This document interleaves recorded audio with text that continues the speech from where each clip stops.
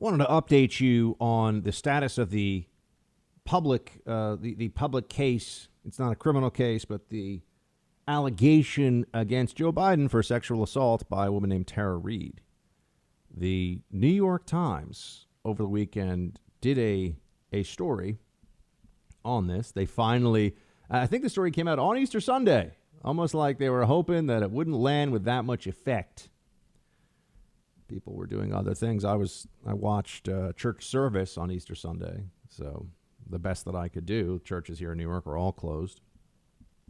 But Biden has been accused by a woman who was on his staff for a short while in the 1990s.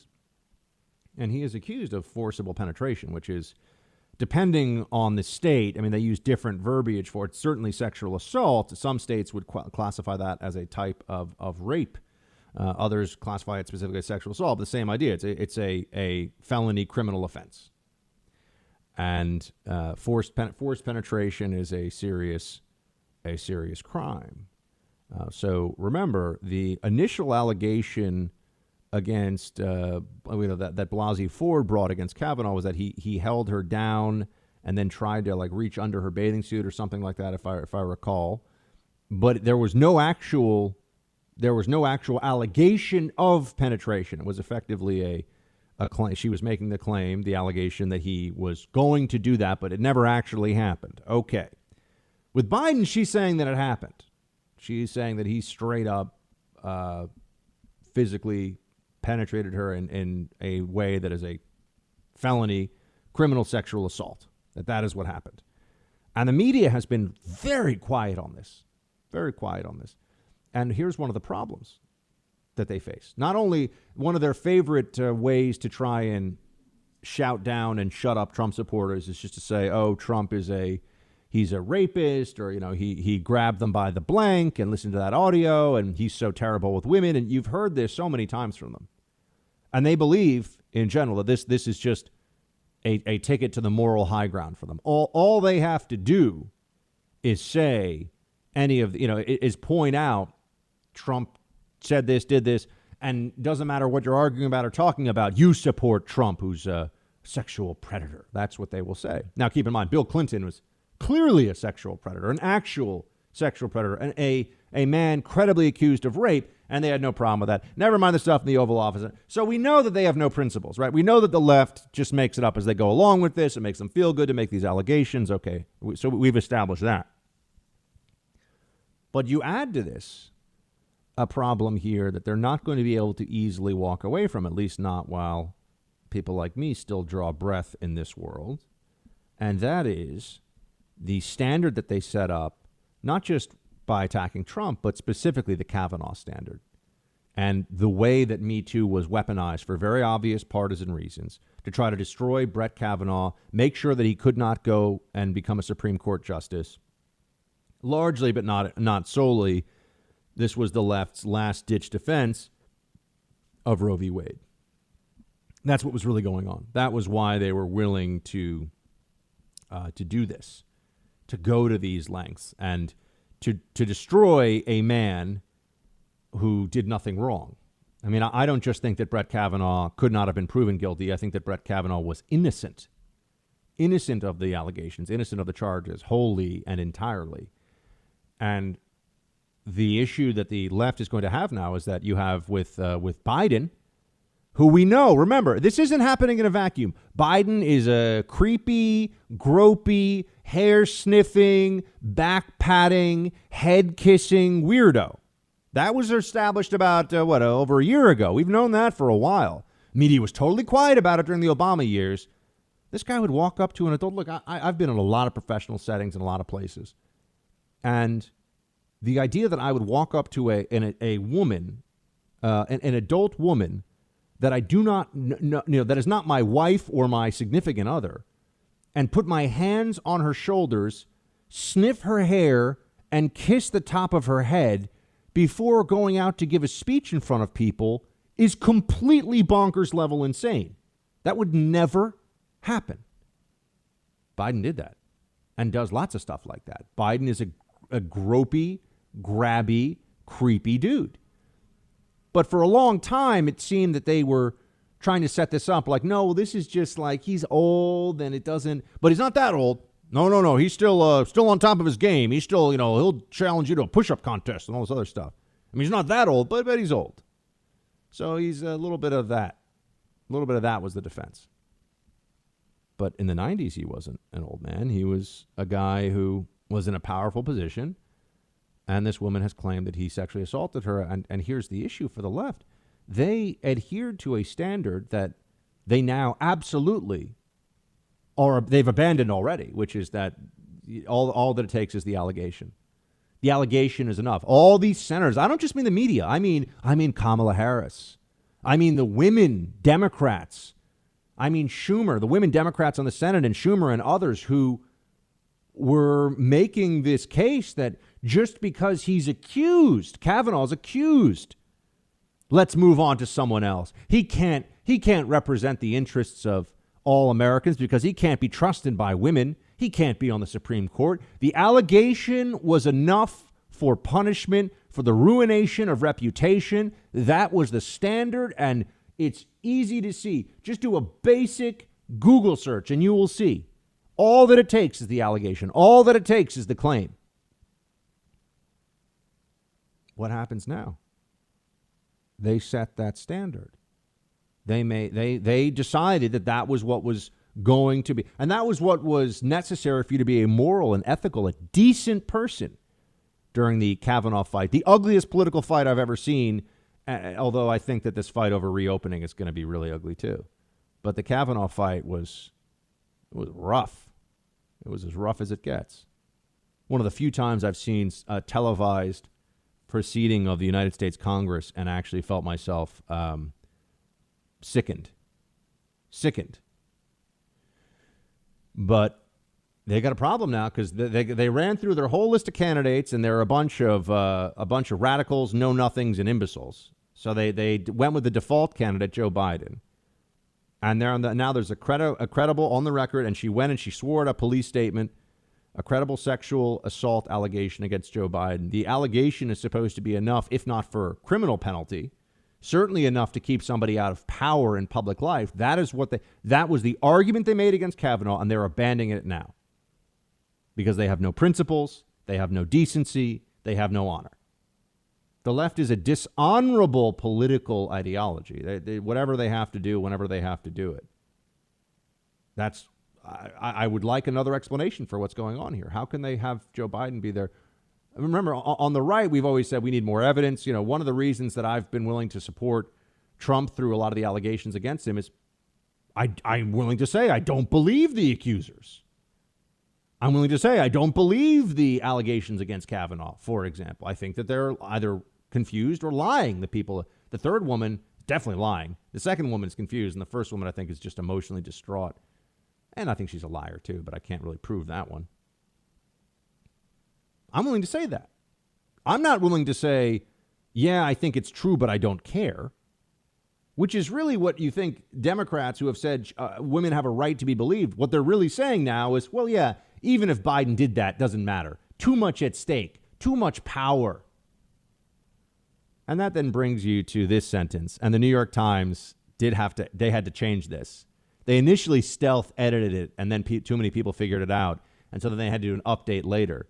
But here is the New York Times. The New York Times published this sentence, quote, this was about, remember, Tara Reade accuses Biden of sexual assault in 1993, I think it is, and it gives a very clear explanation of what happened. She was on his staff. They were in close quarters. They were alone together sometimes. There is nothing to prove that this did not happen, whereas with Kavanaugh, for example, nobody remembered this party. She couldn't prove she'd ever met him. No one even thought they were together. No one ever thought they were alone. She didn't remember how she got home. She didn't remember anything other than, oh, yeah, this guy who is going to be the vote to overturn Roe v. Wade happened to try to sexually assault me like 50 years ago, whatever, 30 some odd years ago. Yeah, that was the story we're given. With this one, staffer, back in the 90s, Biden's a weird hair sniff. Is Kavanaugh a weird hair-sniffing, gropey, creepy man? No, Kavanaugh is the guy you want coaching your girls' high school basketball team on the weekends, as he does. There's no woman who's ever worked for Kavanaugh says that he's a creepster. No woman who works for Kavanaugh says that he's a gropey weirdo. What do they say about Biden? Here is the New York Times running defense of Biden. This is the best they could come up with. They published this sentence in the New York Times. It's remarkable. Quote, "We found no pattern of sexual misconduct by Biden beyond hugs, kisses, and touching that women said made them uncomfortable." Other than kisses and touches and hugs that women didn't want, nothing weird going on with this guy. This guy has a long pattern of doing this. We all know this. The New York Times is like, yeah, but I mean, other than that, other than kissing women who didn't want to be kissed, no big deal. Yeah, the New York Times got pilloried, got just lambasted over this one. And it's absolutely the right thing. But this is how desperate they are. This is how they know they can't run the geriatric socialist Bernie. They've already told us. What are they going to tell the American people now? Yeah, we had to have the DNC bail on the socialists, but no, totes, he's a great idea. Let's go for that now. Now that things have changed a little bit, that's not going to fly. They know that's not going to fly. That's right. We found no pattern of sexual misconduct by Biden beyond hugs, kisses, and touching that women said made them uncomfortable. Oh, okay. That sounds just fine, doesn't it? They had to delete that. The way that they deleted that sentence and came up with something else to make it seem a little bit less like, yeah, I mean, so he's a little bit of a grabber and a smoocher without consent. I mean, who doesn't, right? That was the New York Times. When Biden's at issue, that's how they approach it. Keep in mind, I know somebody from the Secret Service side who will tell stories, and this came out in a book, and it's true. Biden used to think that it was appropriate to strip completely naked and go swimming in front of females on his Secret Service detail. Let me tell you something. If my wife or girlfriend were on Biden's Secret Service detail and this guy, when he's vice president, thinks that it's appropriate to strip down totally naked, nobody wants to see that. Nobody wants to see that. All right? That is really, there's really very little difference given that they're assigned to him. Their jobs are to protect him in the home. If you had an assistant, if you had a secretary in the home and you were walking around, you came out of the shower and you're just walking around naked saying, hey, time to dictate some stuff to you. Everybody would know that's like the Charlie Rose maneuver, right? Another guy that the libs protected and covered up for years and years. I had heard through the grapevine that guy was a creepster back when I was an intern at CBS Evening News. It was like 20 years ago. But no one knew that Charlie Rose was a grabby creepster. This is what I mean, folks. And the left, they pretend to care so much about outing predators and protecting women, and that's all for show when the politics get involved. Because all of a sudden now Joe Biden is getting a pass and then some. And given what they were willing to say about Kavanaugh, I mean, these people cannot. Any journalist that you see who was anti-Kavanaugh, he shouldn't be confirmed because of those allegations, who thinks that Joe Biden should be president, is a hack without principles. It's an ironclad rule. This is far, far more compelling of an allegation, far more likely to have occurred than the Blasey Ford. And people could say the three women who came forward, the second and the third were laughable, preposterous. No one believes them. And there were others who came forward, too, that should have been criminally prosecuted for filing a false report. Women that even the Democrats in the Senate, by the way, this didn't come out as much during the Kavanaugh hearing. There were women who were like, yeah, he raped me on a boat in Rhode Island. Turned out he had never even been to Rhode Island at that point in his life.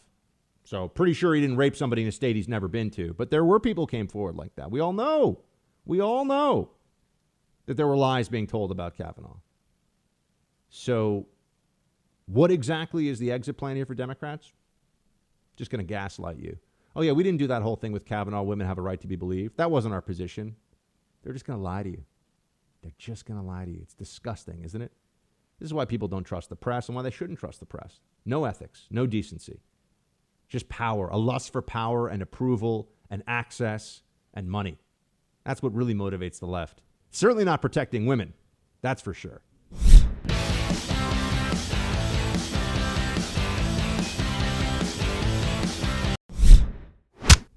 There's no question there'll be a lot of changes to our lives there's changes already, but there'll be changes that last a long time. Changes of perception, changes of habit. We're all going to be adjusting. There's an adaptation that is going on here in real time for America, for the whole world, but let's focus on it here at home. James Altucher is a guy I don't know, but I've seen his work before. I know people who know him. They say he's a smart guy. He had a thread that I wanted to share with you, just as part of our continuing conversation to give us perspective about what's happening right now in this world of the pandemic and how we're all trying to process it, how we're trying to deal with this, figure out what's really going on. He wrote, COVID-19 has shown us what the myths of society are, and now they're quickly unraveling. And then he had a list of myths that COVID is shining its light on. Some of these I thought were very interesting, and some of them I definitely agree with. Here's one myth. Myth number 1. You have to be dishonest to be successful. Success in today's environment doesn't mean money. It means ability to deal with increasing uncertainty. How one measures success after this is over is how one was able to master this uncertainty. That's interesting. Here's one that I definitely do. Sorry, that wasn't the one that I thought I was going to read. Here's one I definitely do agree with. College is the best. This is, quote, this is a myth. College is the best way to get learning and then a job. Well, colleges have sent kids home, refused to return tuitions and rents, and online college courses are worse than the online schools. Goodbye, college. We hardly knew you. Yeah, college it's been a scam for years. Scam. Seriously. I know no one likes to think about this. It's true. You can learn a lot. Go get a job. Figure things out. Maybe grad school for certain very specific pursuits, but 4-year college, it's not what we should be doing. Myth. Giving up charity, or rather giving to charity, means you are charitable. There are hundreds of ways to help people. Volunteering has gone up. Donating to GoFundMe for people who are struggling. Service to others is the best way to reduce the stress of isolation. Give as an instinct. I think that's true. A lot of ways to be charitable. It's not just sending money. Sending money is nice too. Another myth. Needing little sleep is good for productivity. Some productivity gurus have claimed this for years. Clearly, sleep is one of the main boosters of the immune system, which is so desperately needed right now. My friends, I learned this too late in life, but I have learned it. Sleep is critical. You must defend sleep the way that you would protect somebody who is like, if you're walking around with your immune system in a jar, think of sleep as your greatest protection for that jar, okay? Sleep is essential. You must get enough sleep and good sleep. Do not let anything interfere with your sleep. It's important for you. It's important for your immune system and for your higher functioning in your mind. Another myth, my favorite one here. Experts are right. Scientists initially thought worldwide deaths could be as many as 140 million people at Harvard. What? So clearly wrong, and yet you shut down the entire world economy, which has led to tragic situations for tens of millions. A lot of myth busting going on out there, my friends. Send me your thoughts. What are the myths that you see that are evaporating right now? Send us that for roll call.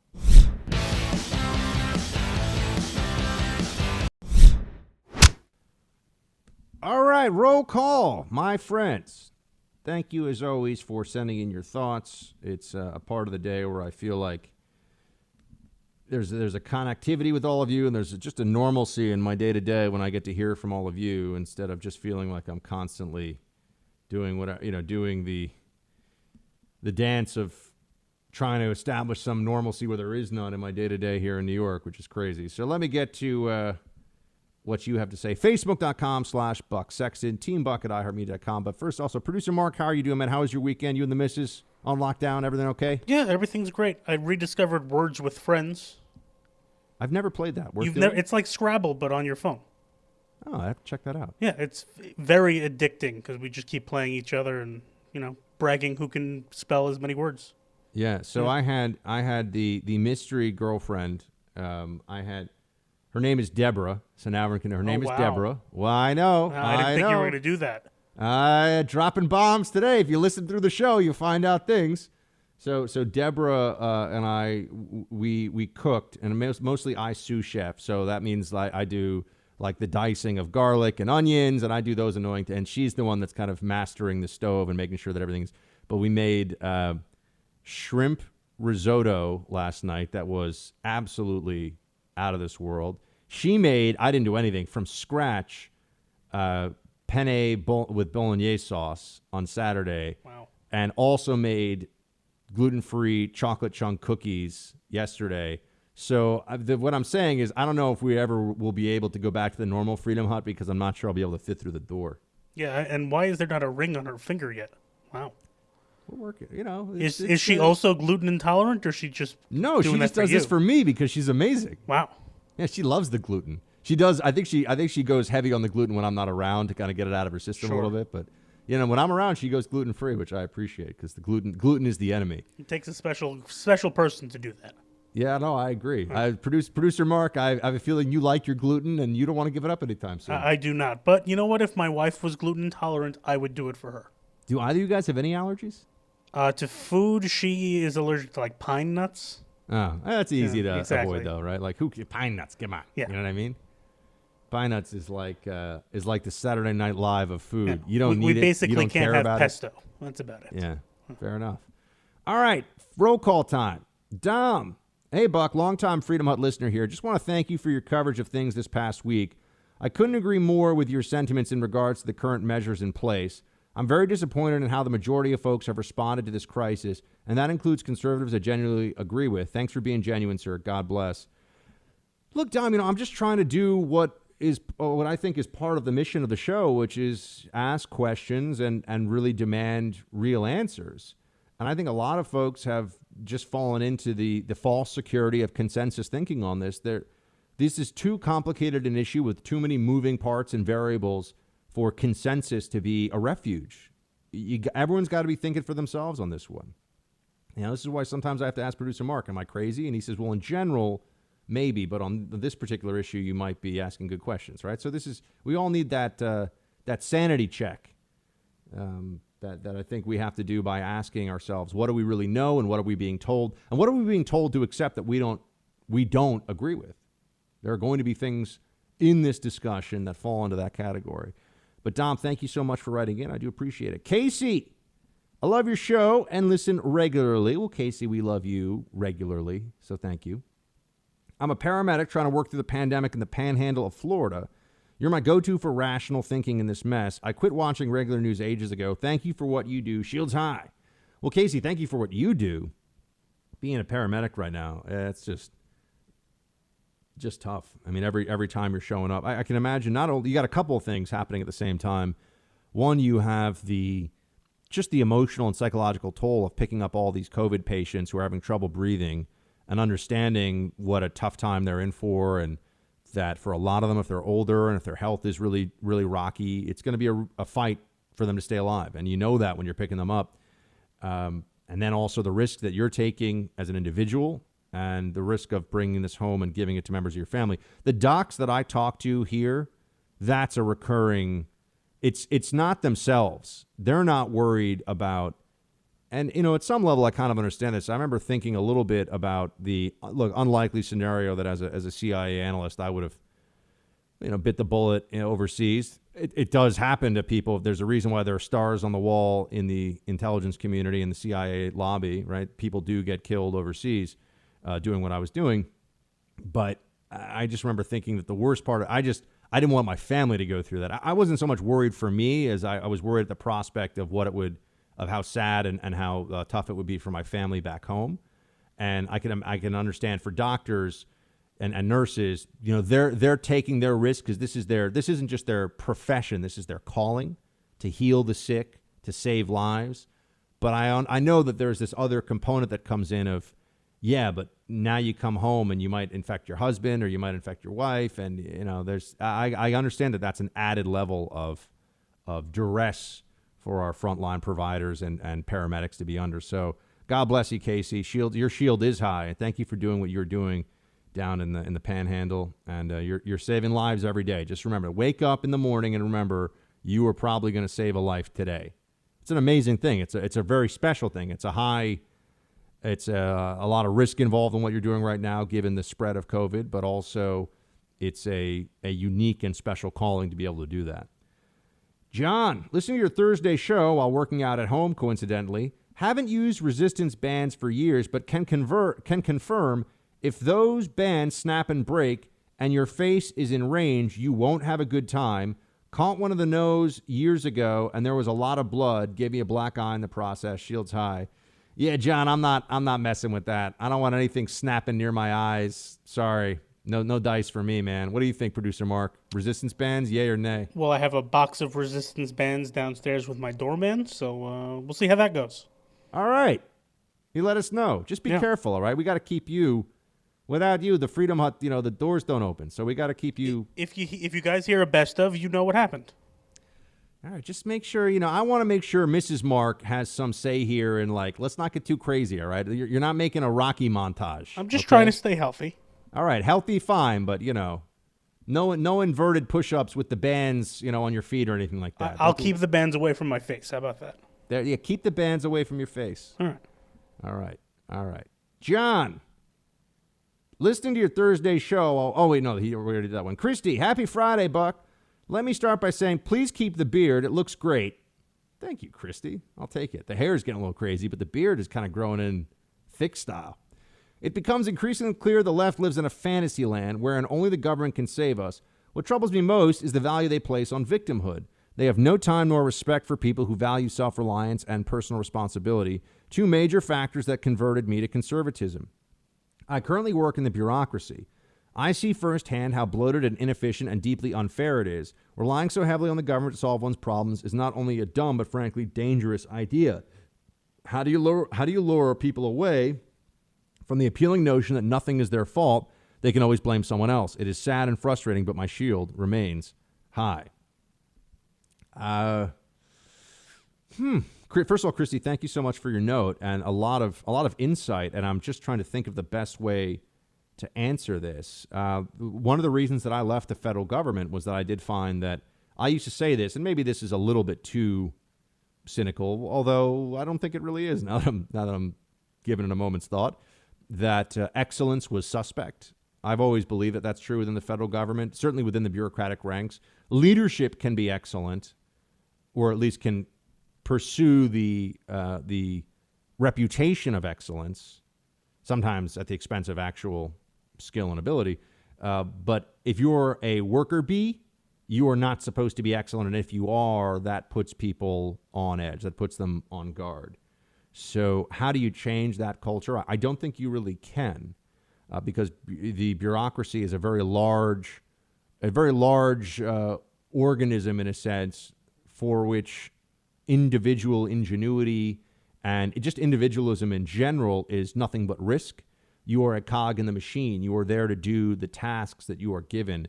And for some people, they like that mechanized approach to their day-to-day. They like that they have a thing to do. They do the thing. That's what they do. They go home. And that's fine, because we do need some government. We do need some bureaucracies. These are things that must exist at some level. I think our bureaucracies at the federal level have become far too big. I think the culture has become self-indulgent and complacent. I think that the bloat is completely out of control. And I think that process is the product, and mediocrity is the expectation. Mediocrity is really the goal, because they don't want there to be excellence. So those are my musings on the bureaucracy. I wish I had an answer for you, a way to fix it, but I don't. Some people like to do this thing of, well, here's how we fix it. This is like radio hosts that are like, everybody just call your congressman and tell them to stop spending too much money. I mean, okay, maybe if there's one concerted effort at one point in time on one bill, that'll work. But I mean, general day to day, guess what? You're going to get stuck at the switchboard and no one cares. So I wish I had answers to everything. And unfortunately, hopefully one of the selling points you find of this show is that when I tell you I have an answer, it's because I believe I do. And when I don't, I tell you that too. Matthew, Producer Mark and Space Lord Super Ninja Buck. Yeah. Producer Mark gets top billing because he does all the work. Matthew. Yep. Yeah. Where do we find this one in the inbox, Producer Mark? Huh? I wonder why that made it in. Yeah. I swear anyway. I didn't make that up. It's all right. Producer Mark is he's the engine. He's the engine behind the show. He's the drummer and the bass player, and I'm the guy that we just hope that he stays sober enough to actually do the show as the front man. That's the idea. Regarding your question last week, if the greatest sports movie of all time, what it is, I offer up The Legend of Bagger Vance. Well written, well acted, and a great storyline. Isn't that a golf movie? Yeah, I looked it up. It's a golf movie. Is he being serious? Could it really be? I hope not. I would never even try to watch it. Like, I'm sorry. I appreciate the compliment, but I hate golf so much. Yeah, I know. This is the guy that thinks you do all the work. Meanwhile, he maybe has picked out the most boring sports movie of all time. Does this say something about his judgment, producer Mark? No, his judgment on producers is great. It's just sports movies isn't so great. There you have it, folks. Yeah. Charlene. Hey, bucko. It's funny. My family actually calls me that. So excited for you doing well. I've listened to you from the start. You are who is in my earbuds every night as I go to sleep. Well, thank you, Charlene. That way I wake up in the middle of the night, I've got someone smart with a nice voice to listen to. Well, Charlene, I really appreciate that. Thank you so much for tuning in. And, yes, that's very kind of you. I'm happy to keep that going. And producer Mark did ask about the Malta podcast. Research is pretty much done, so now it's just sitting down and recording, which will happen this week. But it is happening. Veronica, hello from the Florida Panhandle. Just want to tell you your show is my new addiction. I love it. Happy Easter. Well, Veronica, thank you so much. It's a healthier addiction than Cadbury eggs. Producer Mark, do you eat Easter candy? I mean, I know you don't. I know you're a Passover guy, not an Easter guy. But. Just because I celebrate Passover doesn't mean I don't like Easter exactly. candy. Yeah, that's what I'm saying. So, what's the top Easter candy for you? I love the chocolate bunnies. Yeah, really chocolate thick and or hollow? Oh, thick. Thick. Oh, that's the right answer. Yeah, I mean they're both good, but Yeah, but hollow chocolate bunny is like it's getting stingy with that chocolate. You know what I mean? You bite into that bunny head, you don't want it to be full of air. You want it to be full of more delicious chocolate. There's nothing more disappointing than biting into a bunny or a Santa or any of those type of things and it being hollow. Totally agree. Huh.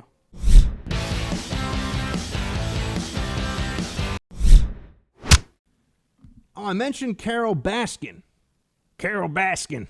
I can't really quote the Tiger King about Carol Baskin because of family show, and we don't want to just have producer Mark get carpal tunnel syndrome from bleeping and bleeping and bleeping. But Carol Baskin is upset with the show Tiger King on Netflix because she says that it did not focus enough on the plight of the animals, and probably also because it kind of implied that maybe she fed her husband to tigers. What do you think, producer Mark? I still haven't watched it, so I can't really. What? Yeah. I hate the shows that are all hyped. I just can't. Like, all you see is it all over the internet, and it just makes me not want to watch it. I mean, you got to watch the first 2 episodes. All right. You don't have to watch the rest. I promise I will watch it. It's just it's not at the top of the docket. Okay, but then we can make Tiger King references to each other here on the show, and then everybody will know that we know what's going on. Can't we just stick with our normal The Office and Seinfeld references? That's probably true. Probably would work. I will say I've been watching the latter seasons of The Office where you don't have Michael Scott. It's just not the same show. It's just not the same. Well, because I've watched The Office so many times, but it's a little bit like watching the Bulls when they don't have Michael Jordan. Yeah, they still had Scottie Pippen, and they're actually a really good team. And Scottie Pippen was an amazing basketball player, but you need Jordan. Yeah, it's not the same show. It's not the same. Yeah, it's just not the same show. What I do when I rewatch it is I go to the last season where he leaves, and then I watch the very last episode of the series where he comes back. Yeah. By the way, another public service announcement, because I posted a photo. If you haven't already, follow me on Instagram, Buck Sexton, because I post stuff there. But I posted a photo of Tallulah, and I also did it on Facebook. Chubby shaming a dog. There are limits, folks, all right? I don't need anyone telling me that Tallulah's obese. That is nonsense. She is beautiful. She is a full-figured gal, and she's an old lady. She's 11, which in dog years means, she's way up there, okay? So we give her a little extra bacon sometimes. She's beautiful. Most of you, I'll say a vast majority of you understand that she's a beautiful, elegant, old lady French bulldog. But some people were calling me out, and they were fat-shaming my family pooch, and I'm just trying to say, we're not going to put her on a little doggy treadmill at age 11, all right? Frenchies live to be 12 to 14 years old, okay? So she's in her golden years, and she's beautiful just as she is. I mean, would you rather them fat shame the dog or you? Well, I'm not posting photos of me without a shirt on, so you know what I'm saying? That's a little bit harder. You know what I mean? The dog is the dog. They can see the dog's got a belly, but we're taking good care of her here. Let her live her life. Live her life. A little bit of bacon. What are we going to do? We're going to deny her the bacon? It's crazy. All right, Van. Hello, Buck. I don't know about anybody else, but I'm really digging the extended roll calls. I still want the seminal analysis that only you can provide, which does keep us safe and warm at night. However, the extra levity of random thoughts of other listeners gives much-needed relief from our new day-to-day reality. Stay safe, keep fighting the good fight, shields high. Van, that's exactly what we're going for here. So if this gives you a little bit of like relaxation time toward the end of the show, that's what we're trying to do. And that's why we're doing the extended roll calls. It's also why producer Mark and I are just chatting about stuff, because we're all friends. We're all in this together, folks. We really are. And you're a part of the Freedom Hut community that we're building every single day and that we've now been going with for years and years and years. So we're all going to make it through, my friends. We're going to be safe. We're going to be sound. We're going to be warm at night at some point in the future. For right now, though, shields high.